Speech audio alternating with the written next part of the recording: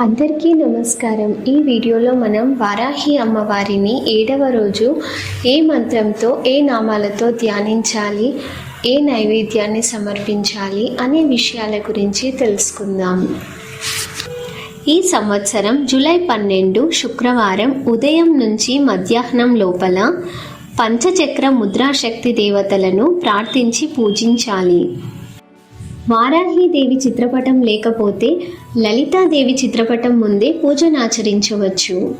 ధ్యాన శ్లోకం: హ్రీంకారాసన గర్భితానలశిఖాం సౌ క్లీం కలాం బిభ్రతీం సౌవర్ణాం వరధారిణీం వరసుధా ధౌతాం త్రినేత్రోజ్వలాం వందే పుస్తకపాశమంకుశధరాం స్రగ్భూషితాముజ్వలాం త్వాం గౌరీం త్రిపురాం పరాత్పరకళాం శ్రీచక్ర సంచారిణీం. ఈ శ్లోకంతో అమ్మవారిని ధ్యానించిన తర్వాత ఇప్పుడు నేను చెప్పబోయే నామాలను పఠిస్తూ జగన్మాతను ధ్యానించాలి. ఓం సర్వ సంక్షోభిన్యై నమః. ఓం సర్వ విద్రావిన్యై నమః. ఓం సర్వాకర్షిణ్యై నమః.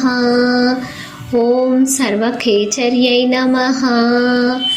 ఓం సర్వయోన్యై నమః. ఓం శ్రీ వారాహి దేవ్యై నమః. ఓం మహాశ్రీ చక్రనగర సామ్రాజ్ఞై నమః. నమస్తే నమస్తే నమస్తే నమః.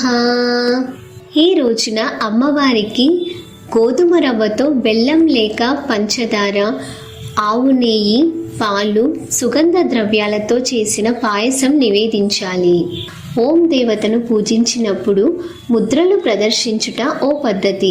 ముద్రలంటే భావపూర్వకంగా చేతి వ్రేళ్లతో భంగిమలు ప్రదర్శించుట. మంత్రశాస్త్రంలో ముద్రలకు విశేష ప్రాధాన్యత ఉన్నది.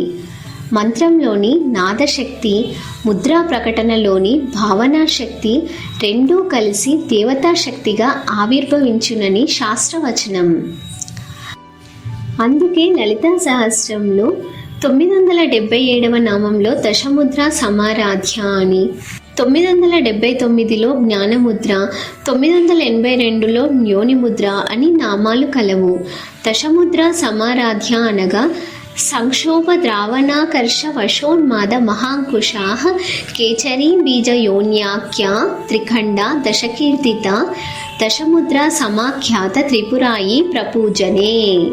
అంటే సర్వ సంక్షోభిని, సర్వవిద్రావిని, సర్వాకర్షిణి, సర్వవశంకరి, సర్వోన్మాదిని, సర్వమహాంకుశ, సర్వఖేచరి, సర్వబీజ, సర్వయోని, సర్వత్రిఖండ అనే 10 ముద్రలు చెప్పబడినవి.